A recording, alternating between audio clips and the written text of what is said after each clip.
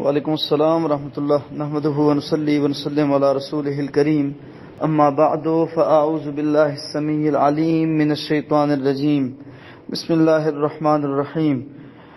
بھائی نے سوال پوچھا ہے، اس کی وضاحت میں اس طرح سے شروع کرتا ہوں کہ روزے کی نیت کرنے پہ روزہ بندے پہ فرض نہیں ہو جاتا۔ پہلی وضاحت یہ ہے کہ روزے کی اگر کوئی شخص رات کو نیت کر لیتا ہے تو اس کا مطلب یہ نہیں کہ اس پہ روزہ فرض ہو گیا ہے۔ ہاں، اگر وہ روزہ رکھ لیتا ہے تو اس نے اپنی وہ نیت پوری کر لی ہے۔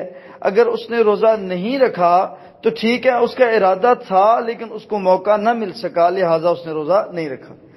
دوسری وضاحت اس سے مزید جو اضافہ میں کرنا چاہتا ہوں وہ یہ ہے کہ اگر کوئی شخص رات کو نیت کر لیتا ہے کہ میں نے صبح روزہ رکھنا ہے اور پھر صبح فجر پہ یعنی کہ سحری کے وقت فجر سے پہلے اس کی آنکھ نہیں کھلتی تو ایسے میں وہ سحری نہیں کر پاتا، تو بغیر سحری کے روزہ ہو سکتا ہے؟ جی بالکل روزہ ہو سکتا ہے، اور یہ اللہ کے نبی صلی اللہ علیہ وسلم سے بھی حدیث میں ثابت ہے جو سندن بالکل صحیح ہے اور اللہ کے نبی صلی اللہ علیہ وسلم کا عمل ہے۔ روزے کے لیے سحری شرط نہیں ہے، روزے کے لیے سحری شرط نہیں ہے۔ ہاں، سحری کو نبی صلی اللہ علیہ وسلم نے برکت قرار دیا ہے، فرمایا تسحروا فإن فی السحور برکۃ، سحری کیا کرو، اللہ تعالیٰ نے سحری میں برکت رکھی ہے، سحری کر لینی چاہیے۔ لیکن اگر کوئی بندہ نہیں کر پاتا تو اس کا مطلب یہ نہیں کہ اس کا روزہ نہیں ہوتا، بلکہ اس کا روزہ ہو جاتا ہے۔